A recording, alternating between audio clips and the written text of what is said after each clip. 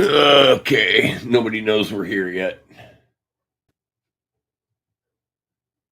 So we're just waiting. See if it comes up on my laptop. There it is. Yep, check. Okay, it's working. Okay, gonna get some of my tools gathered up here.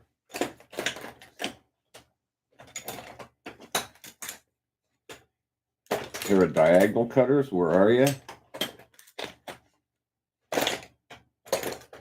There you are.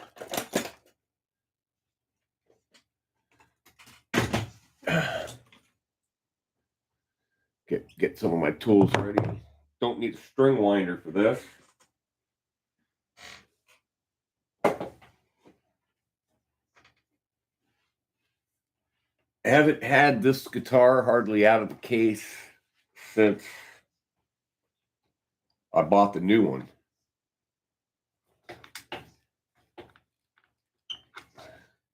Strap locks.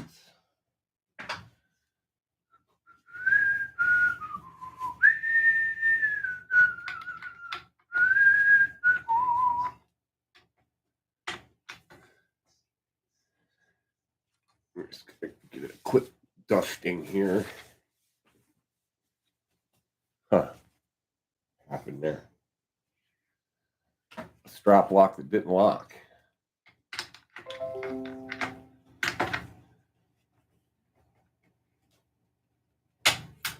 Okay, now we locked. Now it's locked.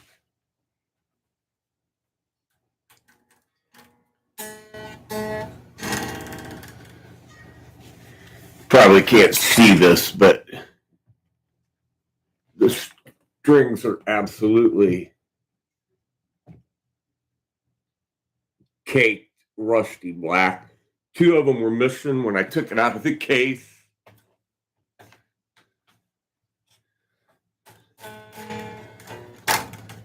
So we'll sit around and wait a few minutes.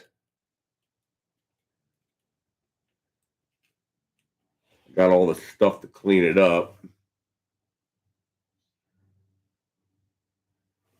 Or attempt to clean it up. I have an old toothbrush in here. Yes, I do. I do have an old toothbrush.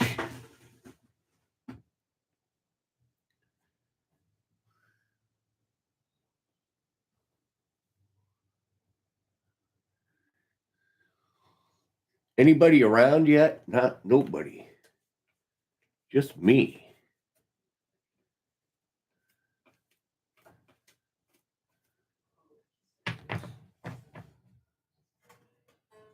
So I'll just hang for a minute until somebody shows up. Sit here yakking. We got a gig tomorrow.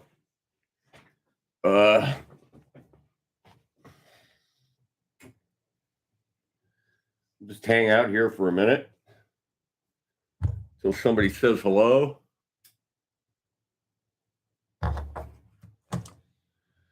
Hello. If you are there, type hello.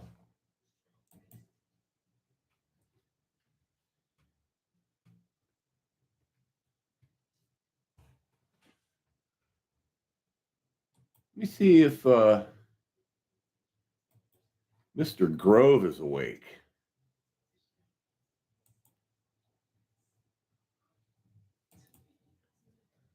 Scott Grove, where are you at? Convert this over to StreamYard if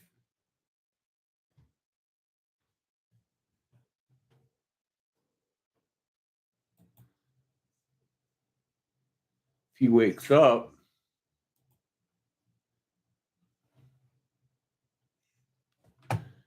Checking my emails.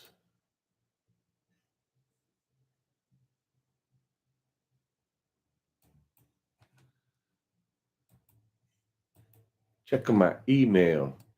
Oh, well, I got a little story I can tell. John Landino.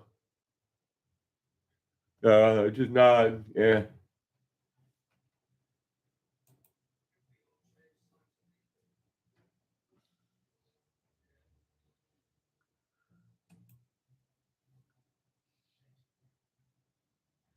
Who needs a looper when you have a brother?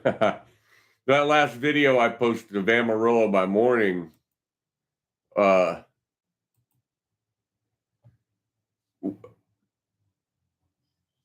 brother's out of camera view. You can't see him. He doesn't even have his foot in the camera, right?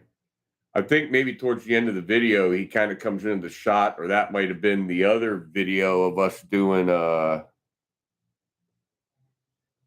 some other song, Gentle on My Mind. And he's over there playing the Telecaster, and he wanted to play a Telecaster, so I gave him that guitar fetish with the Fender Warmoth neck on it, bird's eye neck, and the Telecaster deluxe tele body with the binding, and it was routed for 2 humbuckers or something, mini humbuckers, and I put Fender noiseless pickups in it, and took the 9s off of it and put 10s on it. And he says he can't play it. He can't get it in tune between an open chord and a closed chord because he plays too hard. Because he's used to playing the acoustic with 13s on it. And I tried to tell him, slow your roll, man. Lighten your touch up, you know? Don't hit it so hard.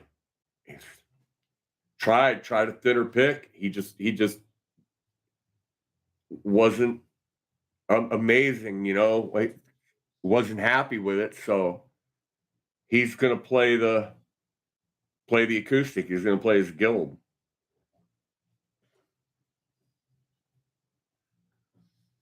And he's got a Fishman loud box, 60-watt Fishman loud box, the acoustic guitar amp. And last night I saw him play in a little club that we went to down the road, and they had dinner there, and he played, and he hooked it up. There was a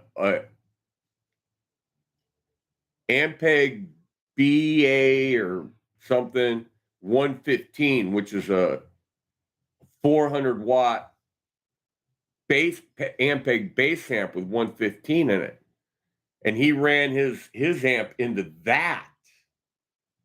And oh my God, you know, the bottom end he had, because the Fishman's got reverb, so he could get reverb on it. I said, I've got that same amp at home, only it's a 210 with like a horn in it.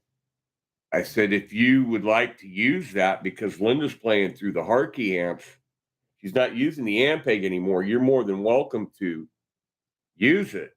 And so he's playing tonight, and we were going to go. But another quick story, we went to, I got a weed whacker, a weed trimmer, a gas one, you know, 2-cycle, whatever, you got to mix, fuel mix. And it's a bear to keep running. And it's just hard to keep it running. And it's got a fuel line leak, and I keep replacing the fuel line, like with catheter hose that I got. And I just got tired of it. So we went to Lowe's today and got a lithium ion 56 volt. I think it's 56 volt or 52 volt battery. The battery's huge. The battery's about this big. And man, is that thing nice. But it's heavy. It wore my arm out after about half an hour. I had to switch arms and trim with the other arm, you know. But anyway, I took this Stratocaster because I went to find that Telecaster for him, and I'm looking in the closet. I see all the guitars. I go, oh, there's my Strat. And I mean, if you can see this neck all the way down both sides, worn. It's chipped out down here. The top of the finish is just chipped right off. The frets right now are okay, but the frets probably will never get dressed again. I want to refret this neck. I want to refret it with vintage. I got an itch in my ear. I don't know if I got a bug in there today or what. I want to fret it with the original. This is a 1994 Mexico Fender. And this is the year the Mexico plant burnt down. And this logo is the logo that they used. It's not like every other Fender logo. And this was when they were sending parts to see nothing on the back of this except Spurzels, but locking tuners. But this was the year that the plant burnt down. And I've also got my 94 Strat Plus the same year. Well, yeah, it makes my hair fall out too. And I have a chance to send this to Randy Schartiger to get it refretted. And we're going to North Carolina, and I'm trying to get a hold of him to say, hey, Randy, I'll stop in West Virginia, drop it off. You do it, and on the way back, I'll stop and pick it up because I'm going to be down there for a week. You know, Tim Fergal, how you doing? The HCA. My old son was given a Mexican Strat that plays well, just needs the electronics cleaned up. Yeah. Well, this one has the samarium cobalt stacked humbuckers. I've got the original Mexico pick guard. This is an interesting story. I don't know if I have the card anymore. I probably lost it, and I'm sorry I didn't keep track of that. If I can get this drawer open and not scar up my acoustic, scar your guitar. Oh, God, bear with me, folks.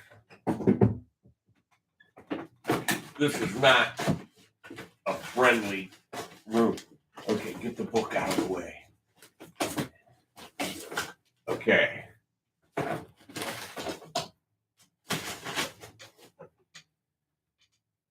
This is the original Fender pickups and pick guard.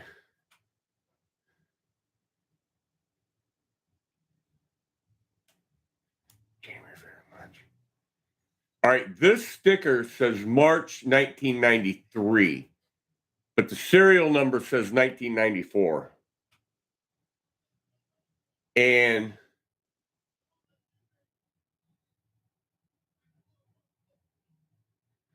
this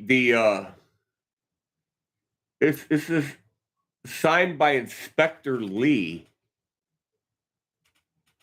down there. Inspector Lee. But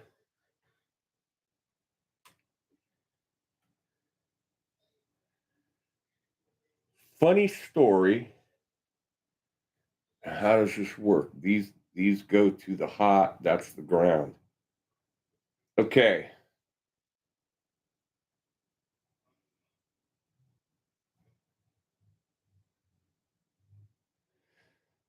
I noticed when I got the guitar, all right, I found it. I had a Swamp Ash all parts body that I had gotten from a music store. And I was going to build a guitar, which I ended up doing. But I've got an old 70s neck on that guitar, and there's no finish on that guitar anywhere, the neck or the body. And I put stainless steel frets in it. This guitar was at Guitar Center for $149. And I went to Guitar Center to try to buy a neck, just a neck for that body. And Guitar Center said, no, we don't have anything like that. And Fender won't sell necks like that at the time. He goes, why don't you go back there? There's a couple of used Mexico Strats back there. And I went and looked at one, and they wanted $300 or $400 for it, and it was a lot newer. You know, it was closer to the year that it was. Might have been 2010.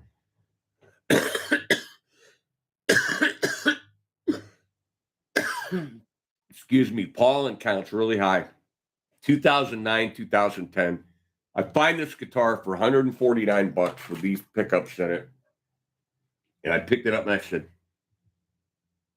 something's going on here. So I went up and I asked the guy, I go, what's the deal with that Strat?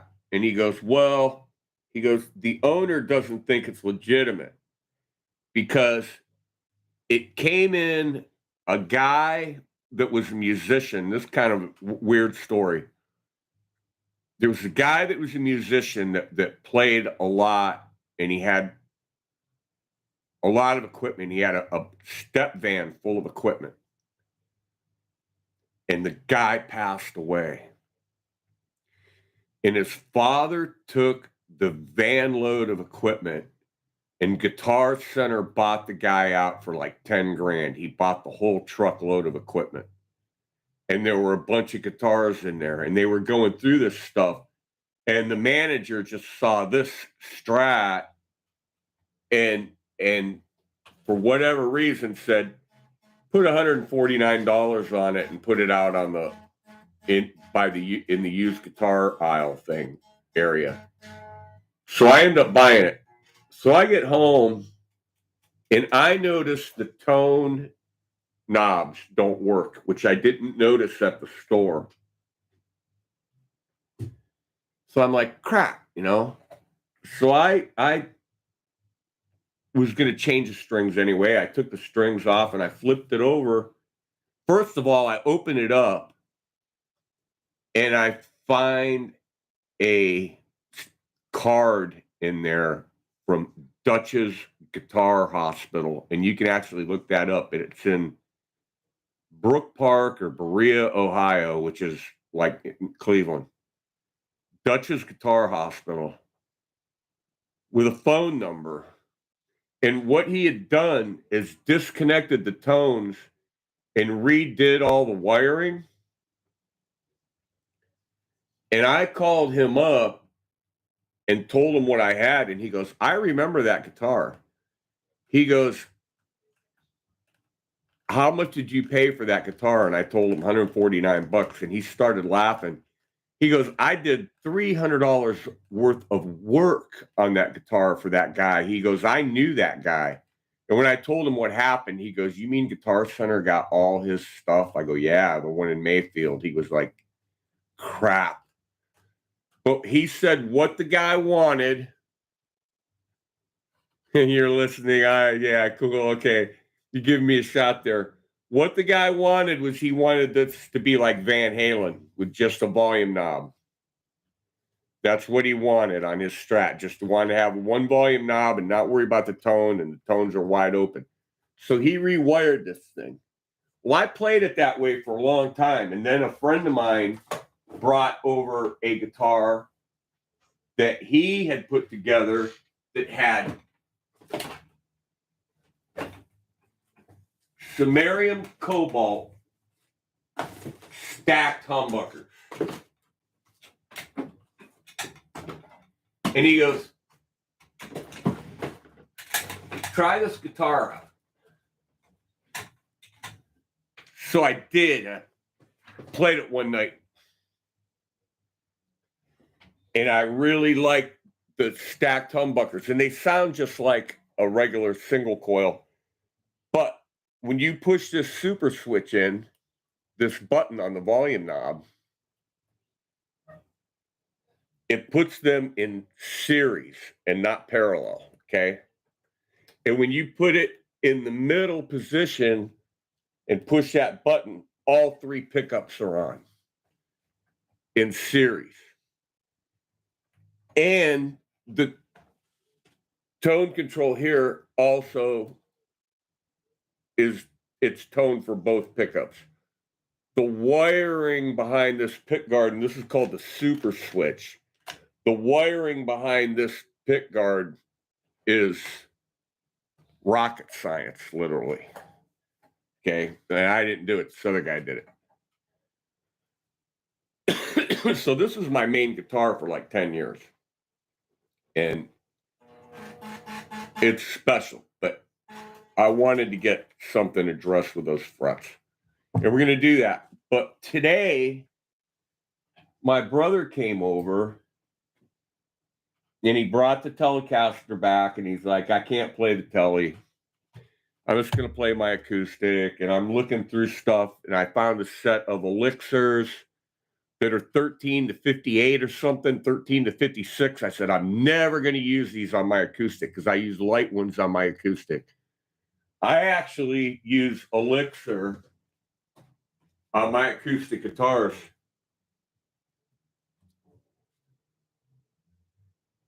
$10 to 47. Okay. That's how much of a pussy I am. I'm going through. No, it was not a fake Strat. Dutch said that Strat. He told me about it. He goes, you stole that guitar from Guitar Center. And I said, well, I'm glad because I like stealing from Guitar Center because they like to steal from us. And he just laughed. He said, absolutely, I agree. You know, God bless you. You come out ahead. And then I after I played Harold's guitar with the Samarium Cobalt stacked humbuckers in it, I was like, get me a set, Harold, get it all. And while you're at it, get me a Perloid pickguard because I love Perloid.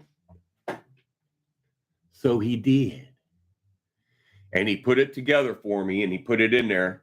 I'm going through strings today, and what do I find?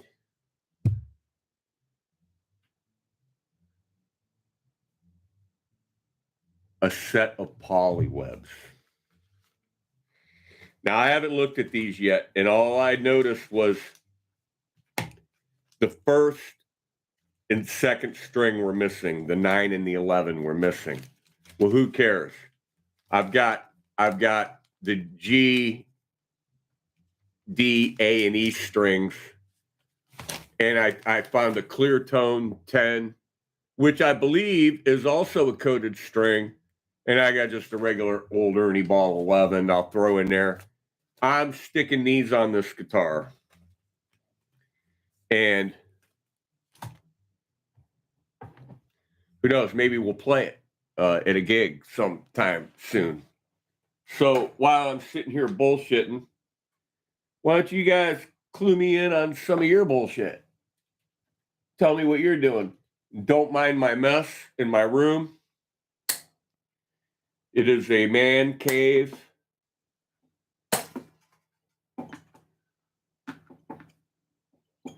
Man, are these things rusty. The man cave. And you got to keep the whammy bar on when you do this so that you can get the strings to come out where you want them. Pull them off. But I remember the last night I played this, I broke the E string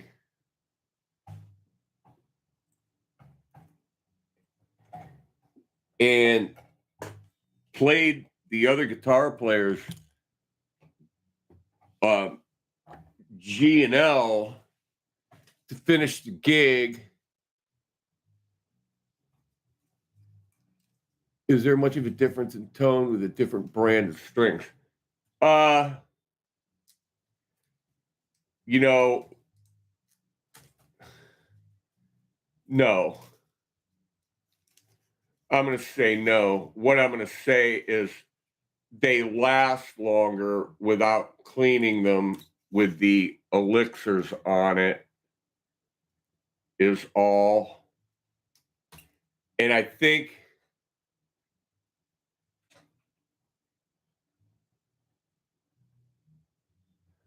that the strings, from what I've been told by several people, all guitar strings come from the same frickin' factory. Or there's only a couple factories. And then those factories, whether it be D'Addario, Cleartone, Elixir, then they coat their own strings. Now, I really don't know. I'm not an expert. And I like to use the old Dunlop Formula 65. guitar cleaner. Get that light out of the way. So we're just gonna spray some of that on here. I got some Q-tips and shit. The neck is a mess. And I got an old toothbrush here that I scrub the frets with to get some of that grime off. I know it's just exciting stuff. But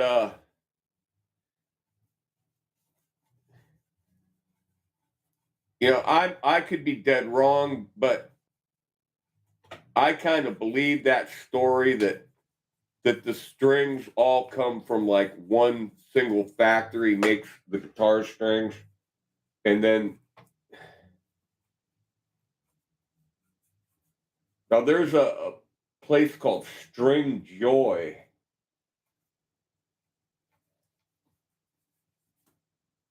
See, there's some stuff behind these frets that I don't know if it's grime. I got to get something to pick at that with. If it's actually grime or if it is the finish being worn. See if it comes off.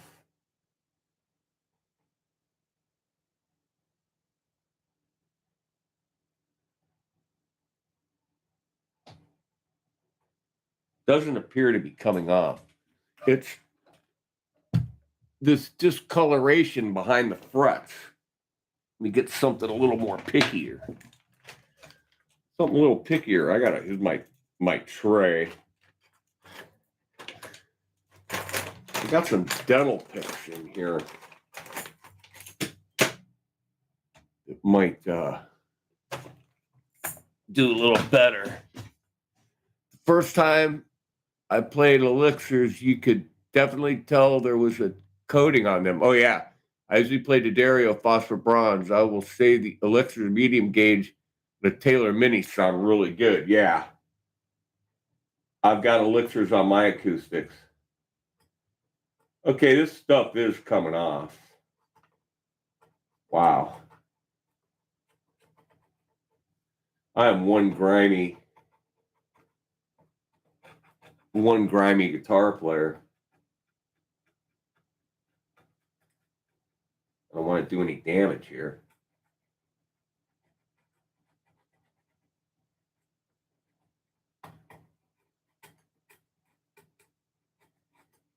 I heard one time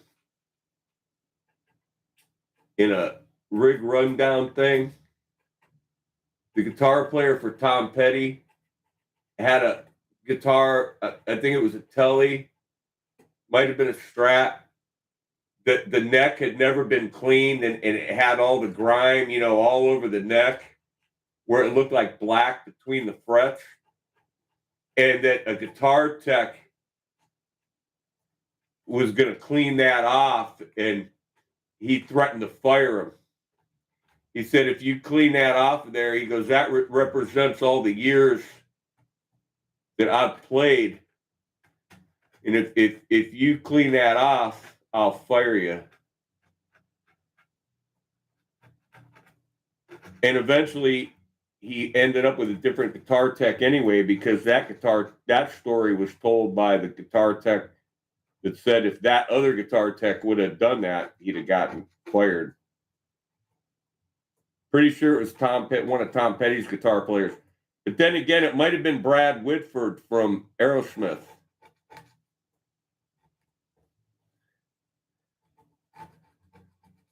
Wow. This stuff really hardened on there.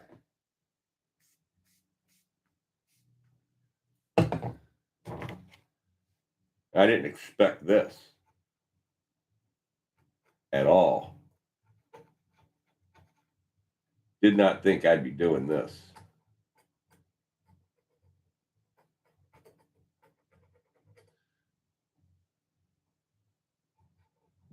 But I played 9s on Fender guitars and 10s on anything with shorter scale. And But because we tune an E flat, 9s are too slinky. They don't, tuning them down, they just doesn't work out that well. So I had to go online last night, 1 o'clock in the morning. I'm on the internet looking for guitar strings, and I had to order. I found which I have found before, the Ernie Ball Slinkies, the 10 to 46, buy 10 get 2 free for like $49. So that's what I did.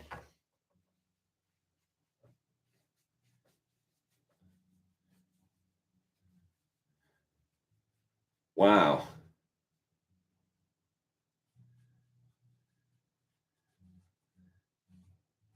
Now I'm not tearing up the finish, but geez, oh man.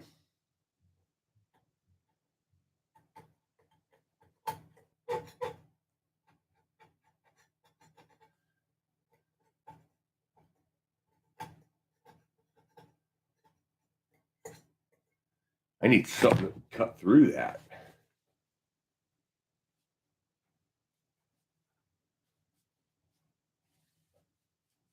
Yeah, these frets are as low as they go, but when I get it refretted, I want it refretted with the vintage frets that came on it. Try to keep up with the chat a little bit. Oh, John, Linda uses elixirs on her bass. I've got 5 or 6 sets of used elixirs over there, bass strings, Fender scale, the like 45 to 105. She will not use anything but, and I'll tell you what, she doesn't come anywhere near wearing them out. But she's gonna do what she's gonna do, right?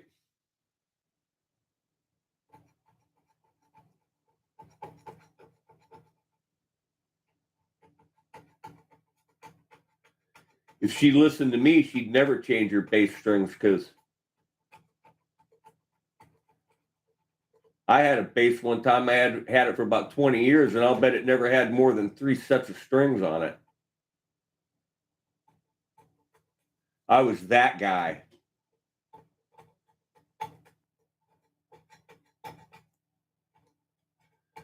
Yeah, if I'm going to scrape this stuff off, I might as well do it all the way, huh? So I destroy the neck.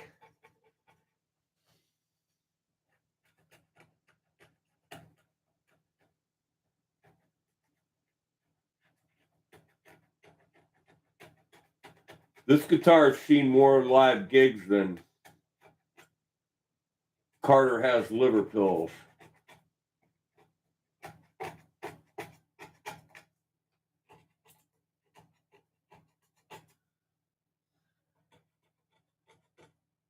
Man, DNA is like really hard stuff.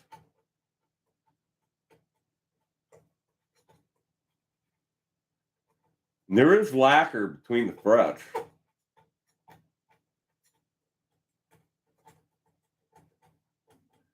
You can see it, you can feel it.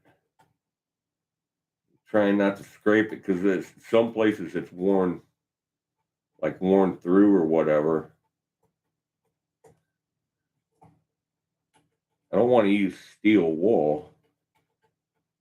Could probably find something like Kaboom or something cleaner that would break that down.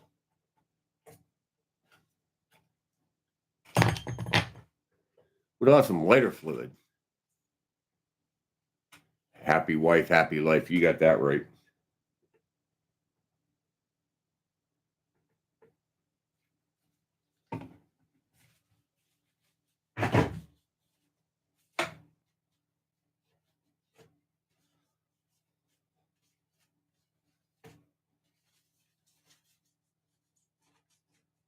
Well, I don't know about cleaning the stuff off the neck, but the lighter fluid's about to get me high.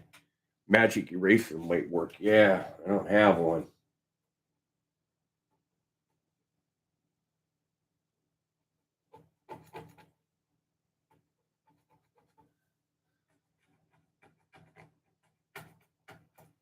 This is doing it. This is just a little labor intensive.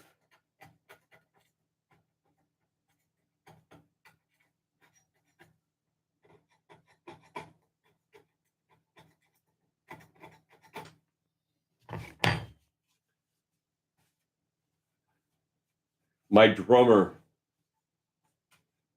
he's actually fussy about the guitars I play. If I show up with a Les Paul or a Gibson guitar, he gets all weird.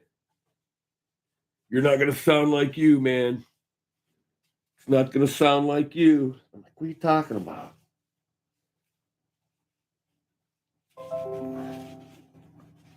He's probably right. All right, that's as clean as I'm gonna get the neck. I'm gonna spray the rest of the guitar down. I did that once. All dried off.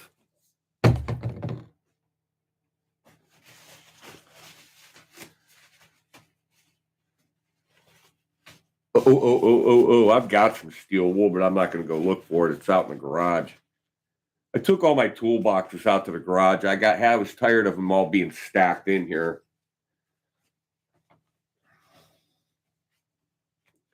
And the garage is a separate building across the yard. I have to fight the raccoons at night to get to it. Back light came on, motion sensor, and it's still daylight a little bit. Just dusk. So you could see, but the light came on. I saw it come on from the couch. I went out there and there was a raccoon out there. It's the biggest raccoon I ever saw, getting ready to climb up my bird feeder. And I yelled at it. And fortunately, he's apparently a big fraidy cat, because he went and ran behind the maple tree in the middle of the yard, and he poked his head out like this. He's behind the tree and he poked his head out, and I see this big, huge head. So I stepped back inside to get my shoes so I could go out and get the suet thing that he was after. And when I went back and opened the door, he was standing in the middle of the yard. His sucker was huge. This was one huge raccoon. Okay. We got that accomplished. Let's start with the E. I don't even know where these strings came from. Where did I get a set of poly webs? What are you doing?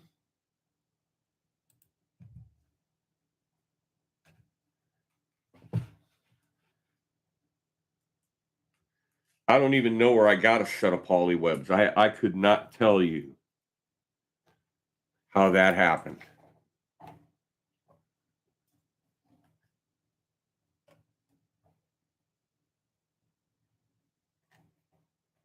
And I float my bridges.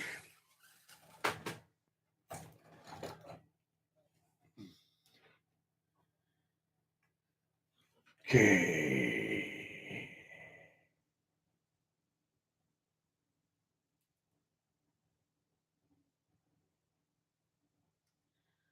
Oh my God, between being blind and being unsteady.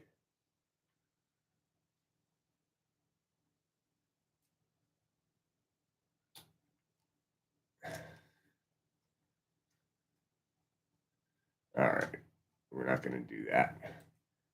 And these are Spurzl locking tuning keys. So you really don't even need a wrap around the peg, but I'm old school. I got to get at least one or two.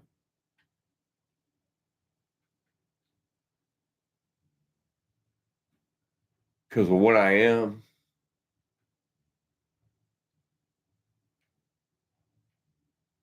Yeah, these strings are 9 to 42 for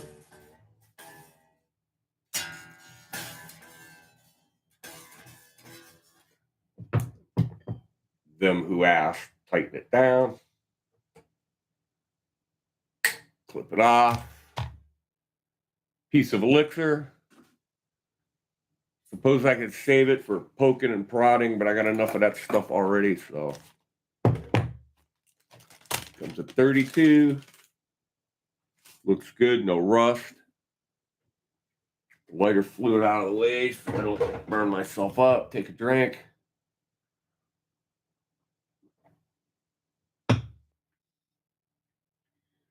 Somebody tell me if we're still live.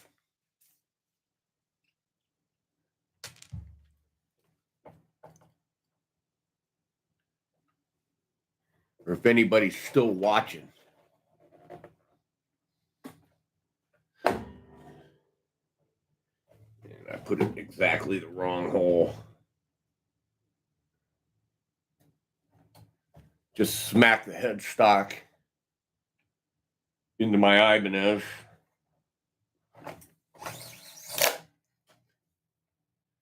Get a workbench, Ed.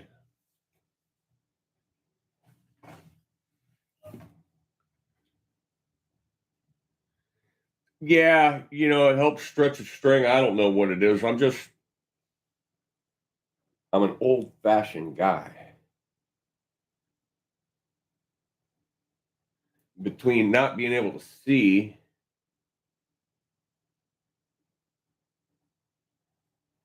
and having arthritis,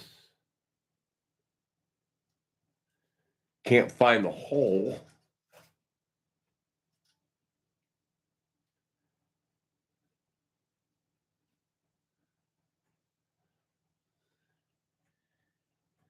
Where's my string winder? Linda, get in here. And the getting old fun, God.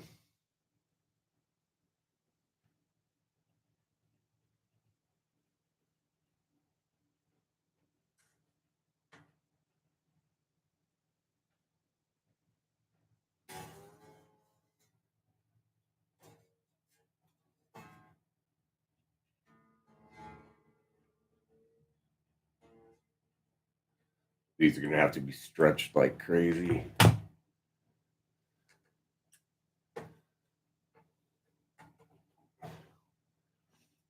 Not to be morbid, but my brother got a job tonight playing because the band that was going to play, and the place that he's playing, he's probably playing by himself tonight. Don't feel bad. I have all those problems in spades. At least you play well. My playing sucks. Well, I don't know if your playing sucks or not. I don't. People, you know, you do what you can do. I mean, that's what I do. I think another couple of years, man, and I'll be reduced to just strumming. I really will. That'll be what I'm left doing. But it was a funk band that was supposed to play tonight. And they probably would have got canceled anyway because probably would have been too cold for them to play outside. And they're too big to fit inside. And my brother can go inside and play. But the one keyboard player has pancreatic cancer in the late stages, and they discontinued the other day. They discontinued any further chemo, any more treatment for him, and just basically told him, yeah, there's nothing we can do. It's not doing anything. And the last gig that he played, he was only able to play with his left hand. And, you know, can you imagine that? And my neighbor is the drummer in that band. And he said, the only reason I'm still hanging with him is because I don't want to bail out on this guy. And I was like, you know, I hear you. I just had another guitar friend of mine, only 58 years old, a couple weeks ago, passed away. And I got an email today. My 64-year-old childhood friend passed away at 11:30 this morning out in Scottsdale, Arizona. At least I got to see him last summer. He came home. That was before he knew he was sick. He didn't seem sick, but it was lung cancer. That's never good. So, nothing's promised.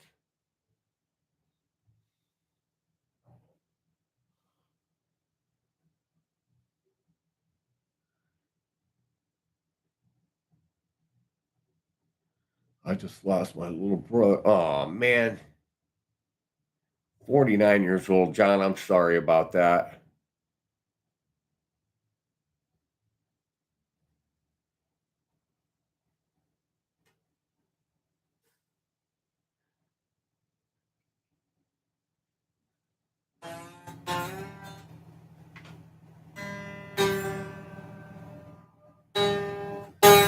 Now that's not, obviously, that's not going to be anywhere near in tune when I get the other strings on. I just got it up there initially, to pretend that it was close. Uh, I'll show you guys the trick. Well, not trick, but what if you're not a Strat guy and you play with a fixed tail piece and you don't float your tremolo, I'll show you how us floating tremolo guys tune our guitars. It's quite the trick. Or not the trick, the effort.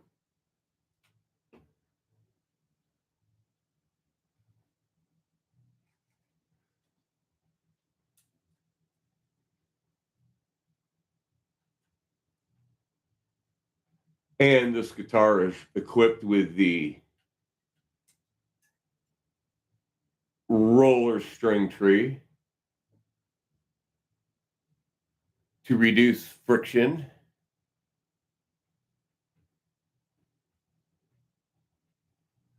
'70's still too young, Tim. 70 is still too young, man. My brother's 70.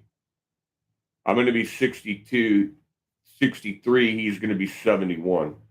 Fortunately, he appears to be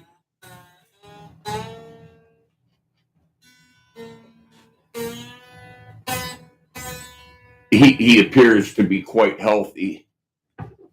He was really heavy, like 300 pounds, and he lost almost 100 pounds by diet and exercise.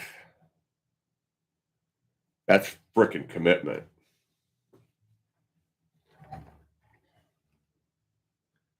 So I was proud of him for that.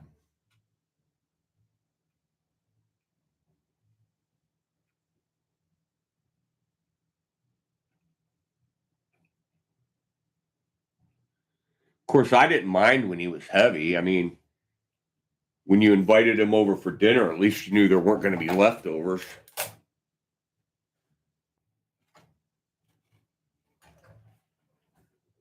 That was a joke.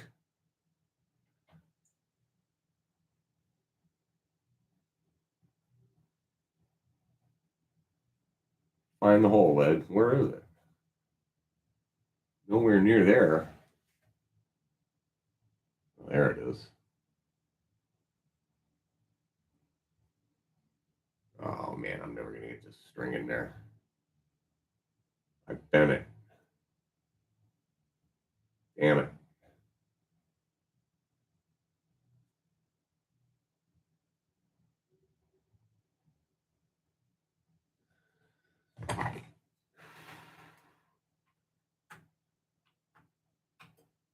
That's the thing about these Spurzels too. Sometimes they can be the way they work. The hole will close up with a little pin that tightens up against the string, and you got to stick something in there and push it back out of the way. That's a pain in the ass.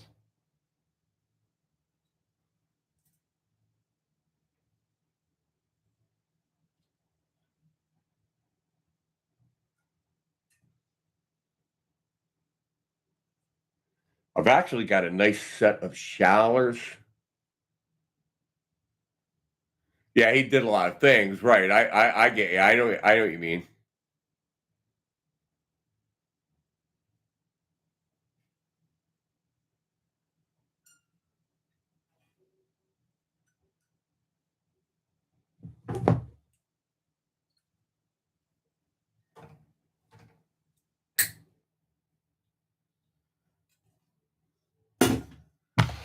Okay, that's it.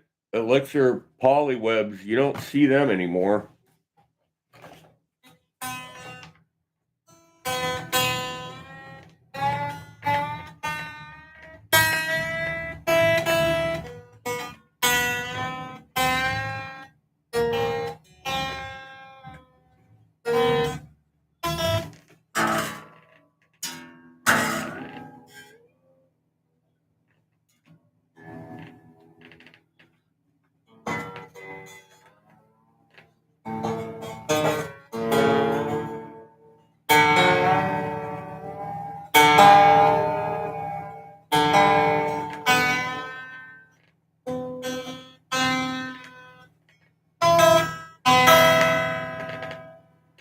Now you're going to take every string and you're going to go like this, and you can feel it stretch, and you've got to go past the nut and stretch it.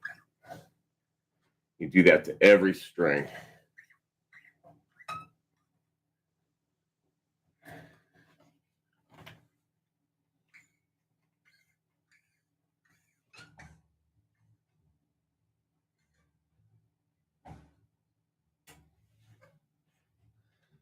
Do I have a Headstock tuner available? Yes, I do.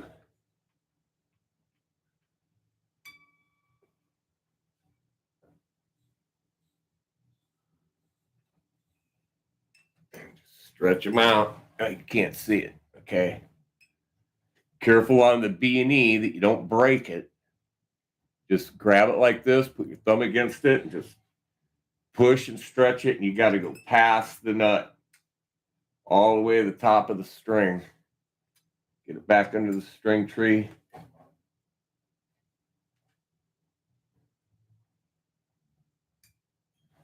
And just do that once. Then you get it close.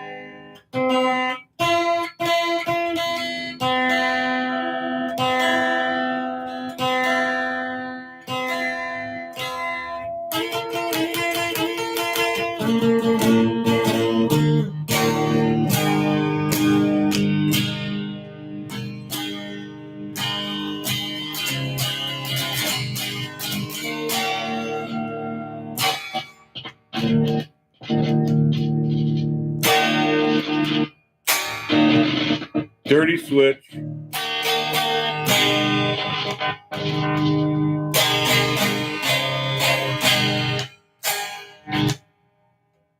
Really?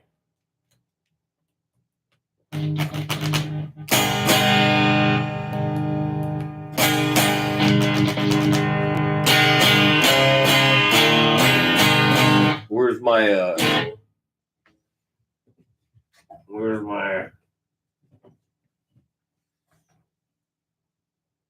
deoxit. Spray some down in there.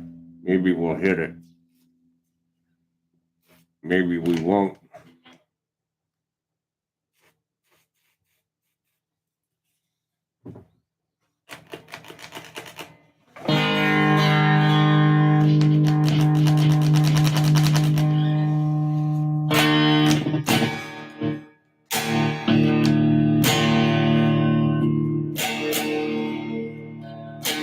Okay, that's just in regular mode. Pushing the super switch kicks it into humbucker.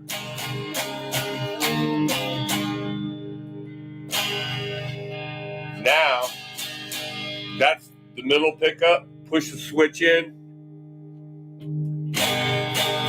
That's all three in series.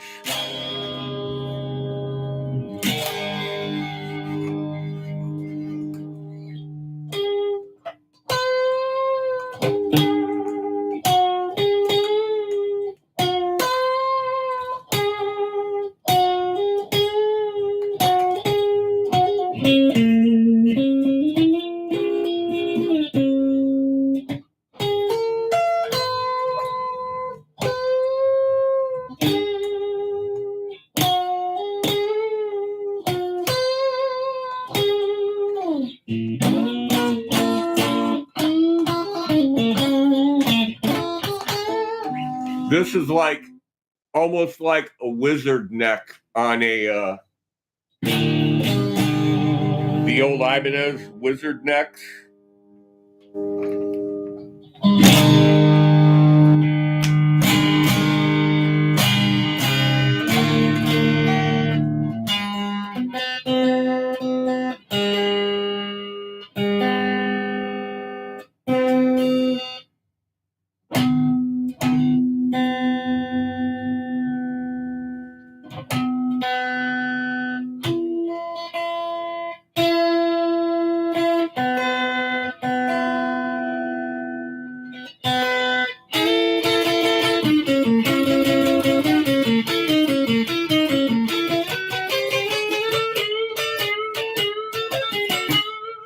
Man, I forgot why I love this guitar so much.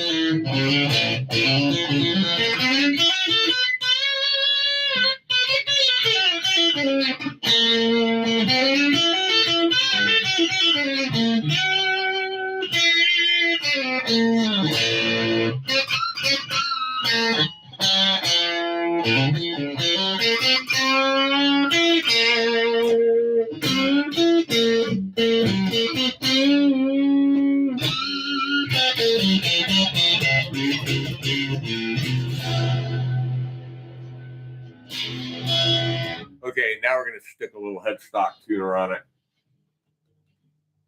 to get her tuned up well. Garbage tuner. see the damn thing.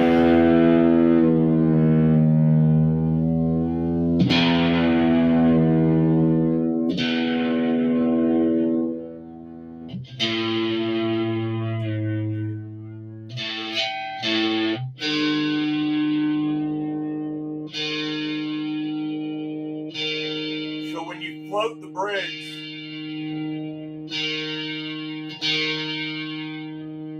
you have to, it's a balancing act when you float the bridge. And you got to keep tuning.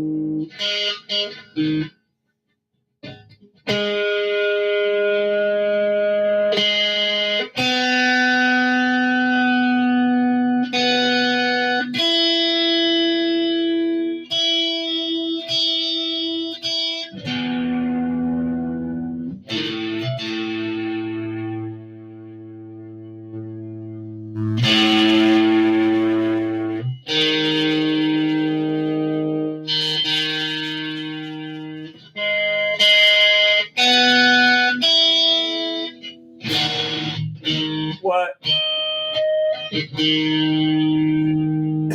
D sharp, really?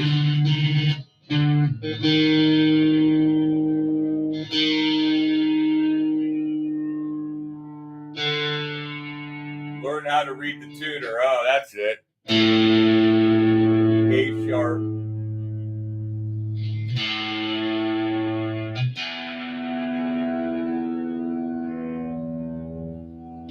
So you get one string out, and you change it. It's going to change them all. So I had that to D sharp. I got G sharp.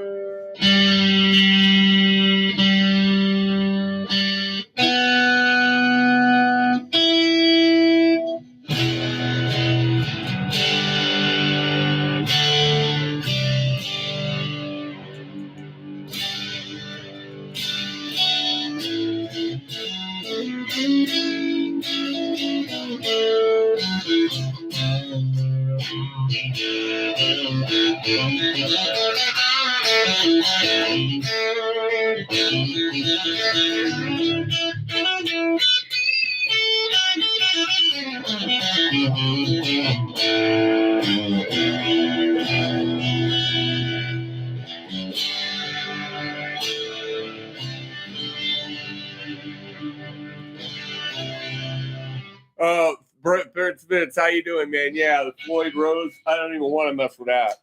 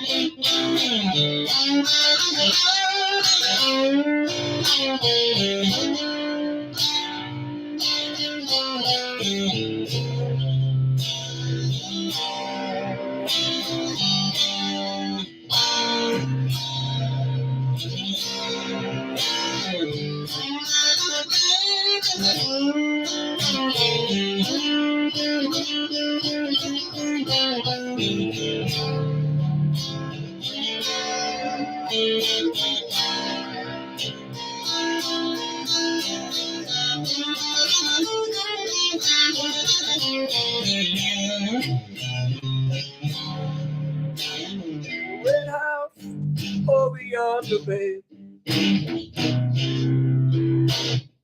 One Well, that's where my baby stays.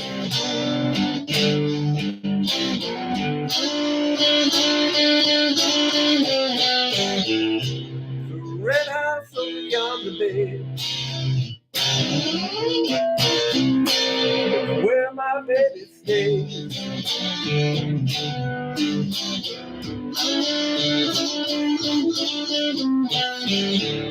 It been home to see my baby.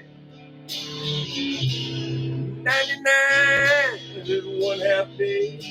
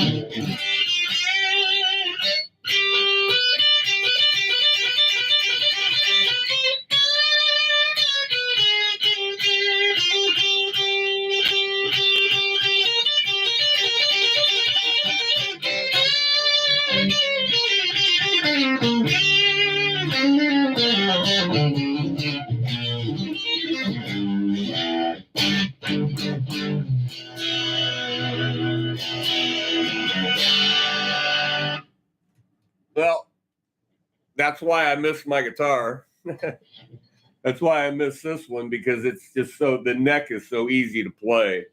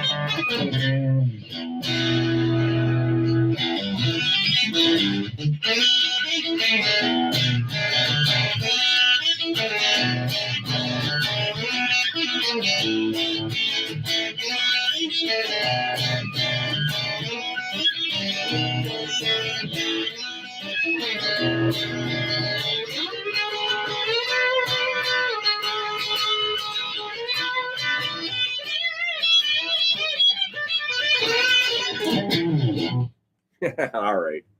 All right, that's enough of that. Now I put all this crap away now.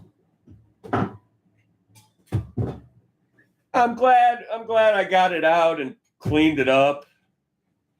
Put new strings on it. It shouldn't just sit there in the guitar bag in the closet being left alone.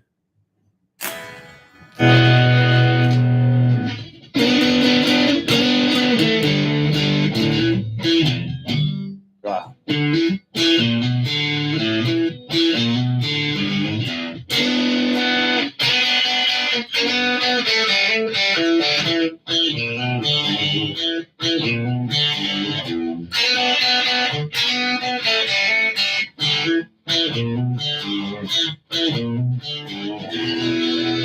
Thank you, Kid Wilson.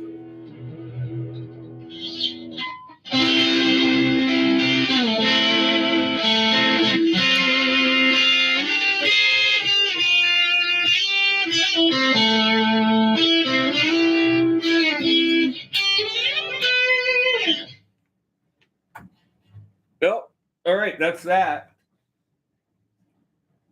Got that. You know, do your guitars get jealous when you get new guitars? Do they get lonely? I think they feel neglected. Or if I should save this box that polyweb box. They don't even make that anymore.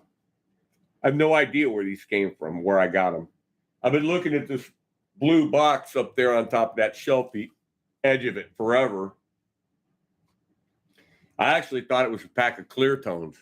So, yeah, I'm not going to throw that away just yet. I got to show that to Scott Grove, Mr. Grove, who is currently not online because he has a life.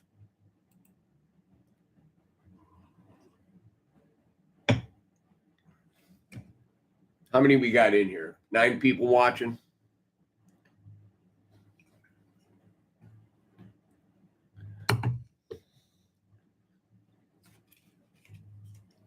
I haven't smoked a good cigarette all day. I've just lit them up and sat them down and watched them burn away because I've been doing stuff.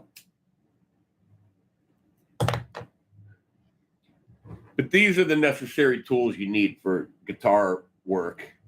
Dental picks, old toothbrushes, if I can find it.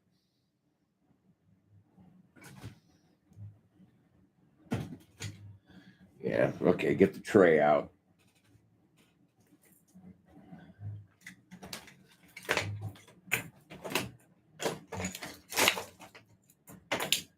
My Prince Vince string winder should be right here on this tray. Damn it. Damn it. Where the fuck is my string winder? I can't lose that. I hope that didn't fall off and go into the garbage can. That's happened before. No, there it is. Found it. Found it. You got to have that. Got to have a good pair of needle nose or a pair. You got to have a pair of diagonal cutters, some screwdrivers with different tips.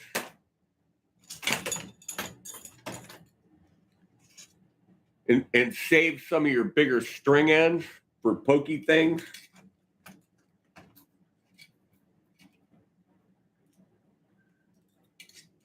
It's the kind of stuff you got to have.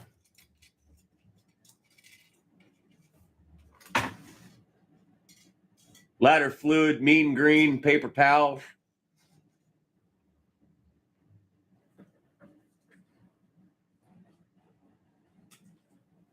Sometimes you need a magnifying glass and a flashlight. I have everything I need except the guitar work stand. That's right. I do all my guitar work in my lap, every bit of it. I have since I was a kid. That just became a habit. When I was a kid, it was on my bed. Everything was on my bed. That's what she said. We did everything on the bed. I used to lay on my bed, on my back. I used to lay on my back on my bed, holding my guitar and doing stuff like.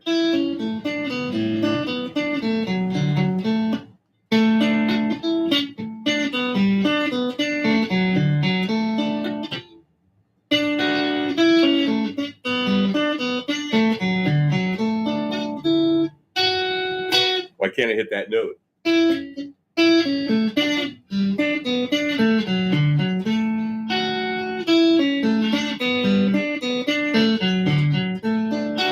I just lay there and do stuff like that over and over and over.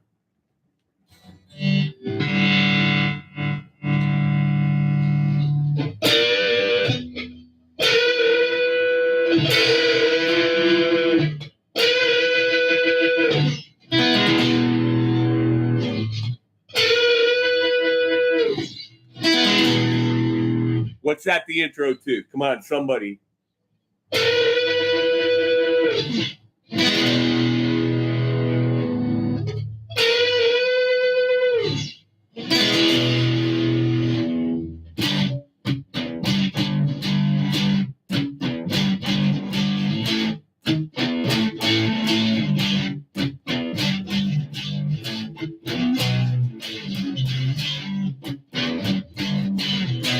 John did.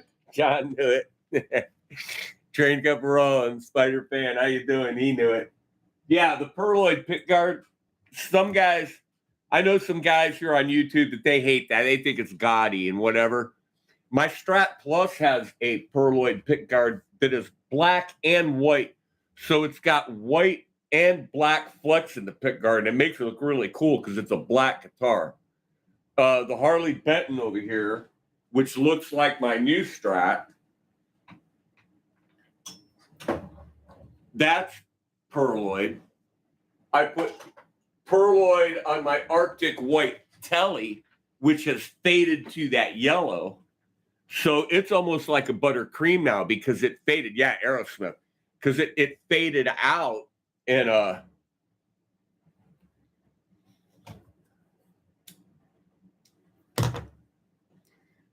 the Kid Wilson, I'll get it out one of these nights. The guitar that I built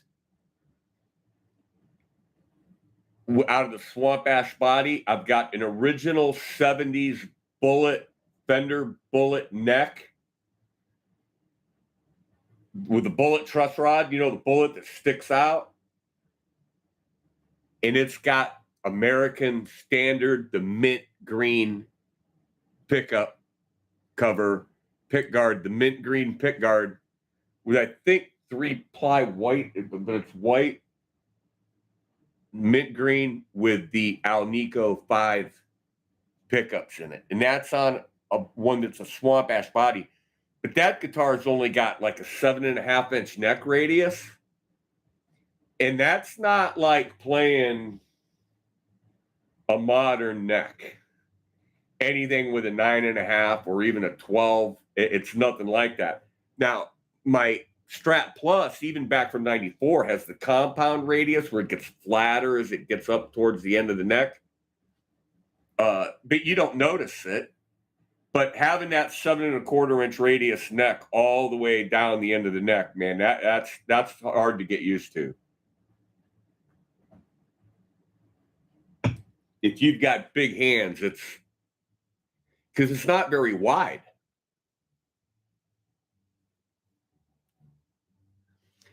But the mint green, you can hardly tell it's mint green, you know, from like far away. You got to get up at it, at least I do. You got to get up and see it, or it's hard to tell that it's even mint green. And my father painted his walls that way. He tinted the paint so lightly that when he finished painting the rooms, we came over and he goes, "How do you like the paint?" And I go, "Oh, it's white, you know." He said, "Keep looking at it." I'm looking at it. Holy shit, am I seeing green? He goes, "Yeah." He goes, "I just barely tinted the paint green." I was like, that is really cool. So then I tried to do it, and I didn't get my fucking point across to the guy at Lowe's, the lady at Lowe's tinting the paint. It came out okay. I painted the walls, but you could it was obviously fucking tinted green. But with him, you could barely tell it was tinted.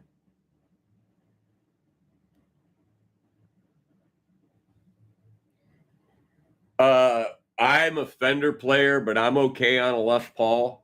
Like, I play this guitar all the time. This is the one that sits here. This is the guitar that when I'm sitting here. Yeah, no, it's not my Strat over.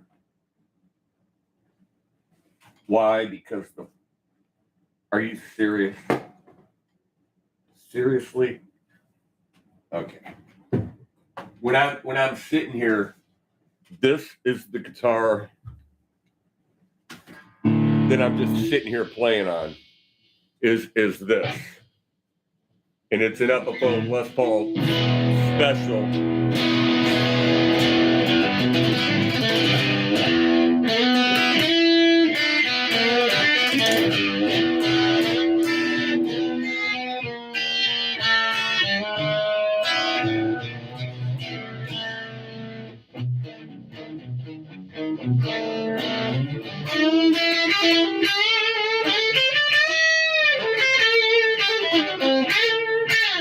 But this has got 10s on it because it's a shorter scale.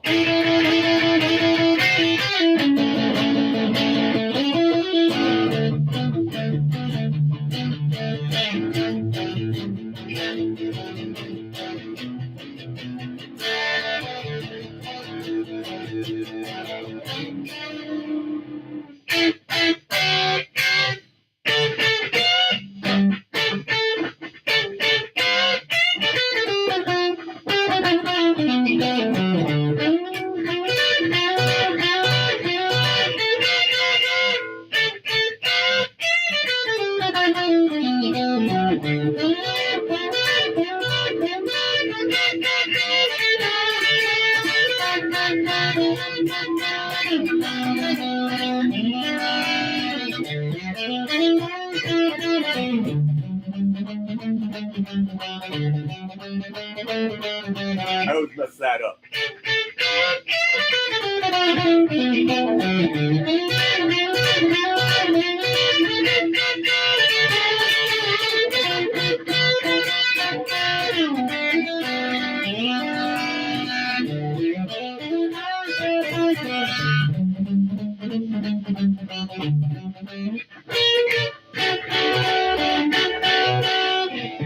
Rock this town, rock it inside out.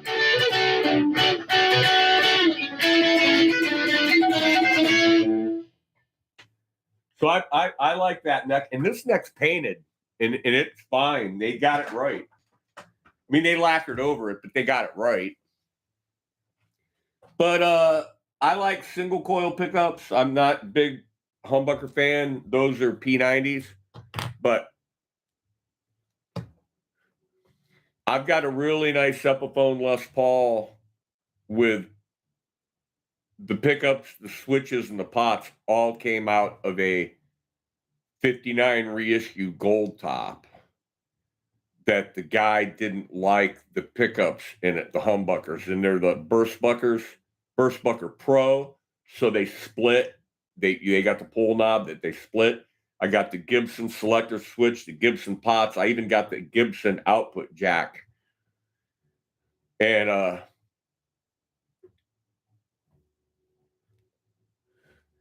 that guy took those out and went with the Gibson P90s to put in it.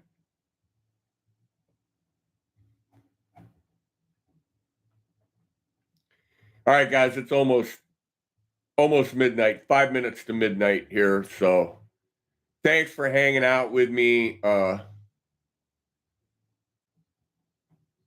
Stringing up the guitar, cleaning it.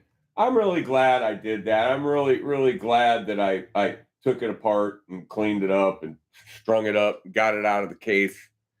It's been in there for over a year that I haven't looked at it since I bought my new Strat, and just, I thought it was a way to hang out and jibber jabber. Now I think I might go down I don't know. I've been watching Beatles lately. I'm getting kind of tired of that. Maybe I'll find something else. Go watch some old Shindig episodes or something. The other night, I went down this Emerson, Lake and Palmer rabbit hole, and I found this blind girl named Rachel Flowers, who can play every Emerson, Lake and Palmer song ever done note for note. And they had her play Tarkus and part of Brain Salad Surgery album on Keith Emerson's rig. And she played it, and she's blind, and she knew where all the sliders were, and she knew everything.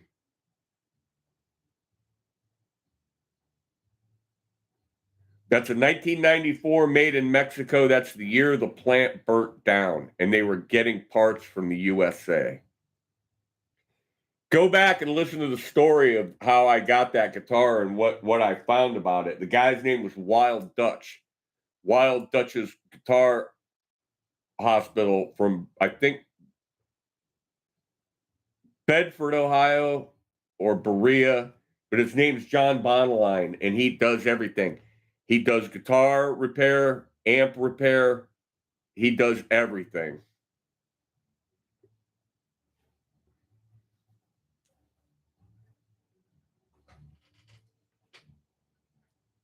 He got mad at me one time, though, because I was looking for a bridge for a guitar, which is another story.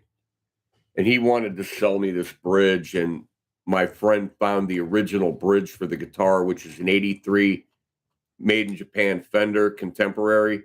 And he found, I had the bridge, but a lot of the parts were missing. And he found the original Fender System 1 tremolo or System 2 tremolo. I think it's System 1 tremolo Fender bridge. It's like a Floyd Rose or a Kaler. He found one, and we did that instead. And he was like trying to sell me something else, a Floyd or something to put on it. He goes, "No, put this on it." And I was like, "I want to keep the guitar original as I can, or at least, the original parts. Not that they're original to the guitar, but they're the same thing that was on it."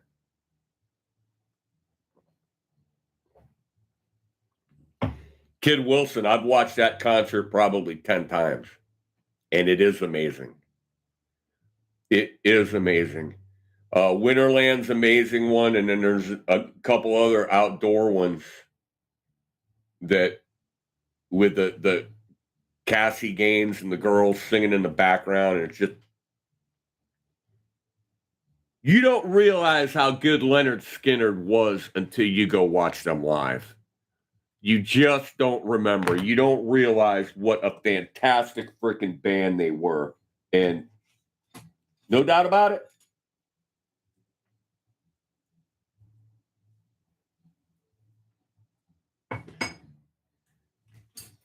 And, even after Ed King left and they got Steve Gaines, they got him and that band just took off. Oh, man, you're lucky, John. You are lucky.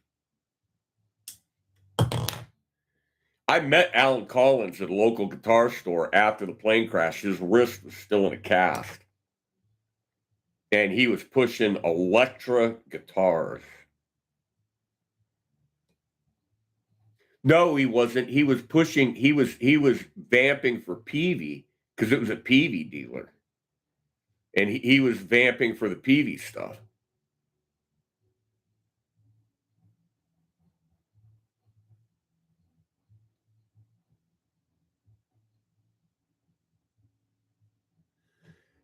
John Pearson, mine is the Burgundy Mist contemporary with 2 Fender humbuckers and the TBX tone knob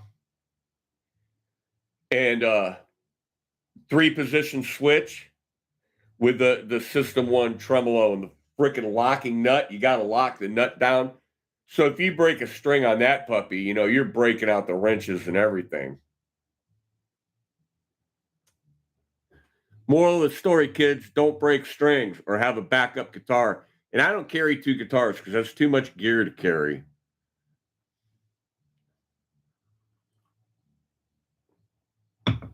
Like my new Fender, the ones that me and Linda got, the Players Series ones that made in Mexico,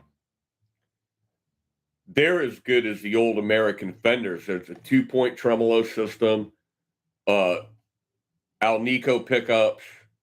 That you get everything that you got on the American Fenders a few years ago.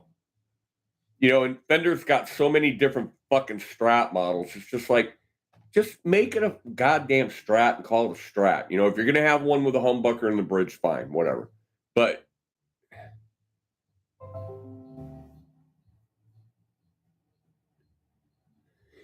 how good some bands would be if they had snark tuners and they all had them on their headstocks while they play the gig. I'll tell you what, man.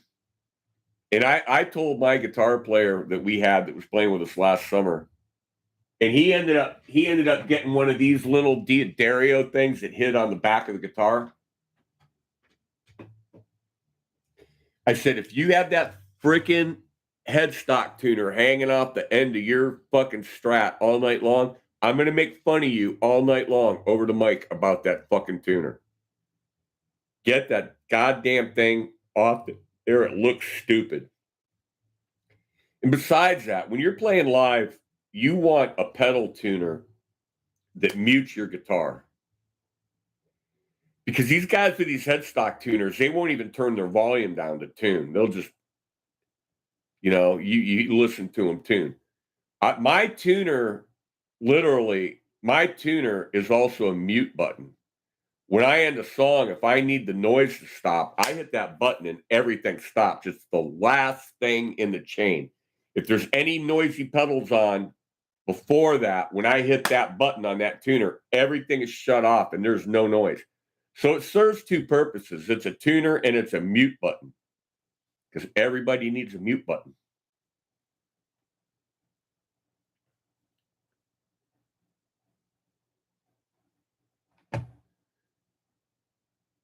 No, my old tuner is an Ibanez, and now I'm using a TC Electronics mini tuner. Speaking of that, here's my pedal board. The only full-size pedal left on there is the old MXR distortion. This is a set clock, so it's a clock, so I can look down there and see what time it is and how long we've been on stage. I went with all mini pedals, and I'm not sold on them. They claim that they've got the same circuitry as the original big ones, and I'm not buying it. They don't work the same. But the Boss tuner is a great tuner. It's a classic tuner. It's great. You can't beat the Boss. You can't beat the Boss. I think it is called the Polytune, the TC Electronics. No. My little tuner is a Donner. It's a Donner tuner. I bought two of them. I got one for me and I got one for Linda, and she loves hers as much as I love mine. It's a Donner. Donner makes two good pedals. The Donner Yellow Fall, which is the delay, and the tuner. And then I've got a TC Electronics Spark on there, which is a clean boost. MXR Dynacomp, an Ibanez Tremolo, a Tube Screamer Mini, and the old MXR Classic Distortion, which is the only regular sized MXR pedal on there.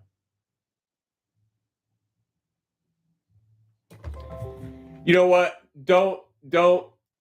I mean, do what you want. Some guys love them, but I'm not sold on the mini pedals. I'm not completely sold on the mini pedals, but that's just my.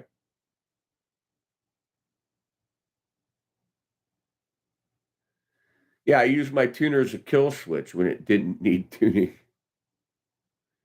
The old Boss stuff, you can't beat it. I mean, back in the day, those were the pedals. That's what you got. There was Boss, MXR, and DOD, and Ibanez had pedals. Then Ibanez came out with a freaking Tube Screamer and blew the pedal game to bits. And there was Electro Harmonics. There was the Big Muff and the Small Stone and the, Electro Harmonics. They got some really amazing things now. They got those synthesizers and the ones that sound like organs and all kinds of stuff. All right, guys, I've yacked on long enough. We could be here all night, and I can't because I got to play tomorrow.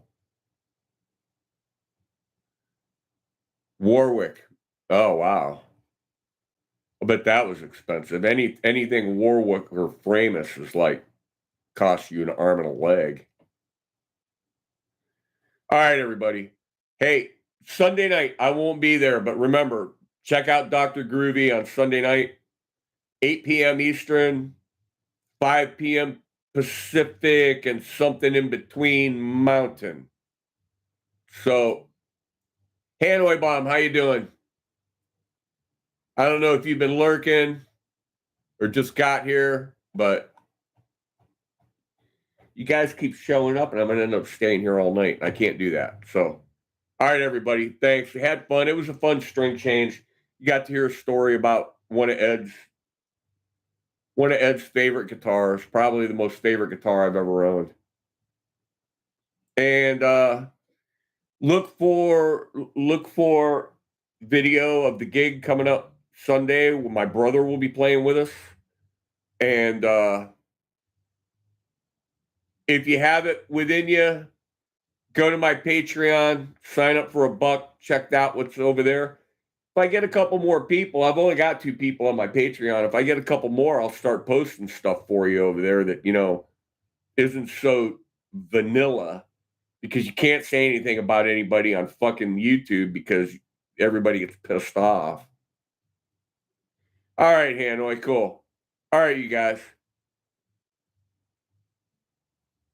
$35. Well, that's not bad. All right, guys. And we'll check you all on the next one. Peace.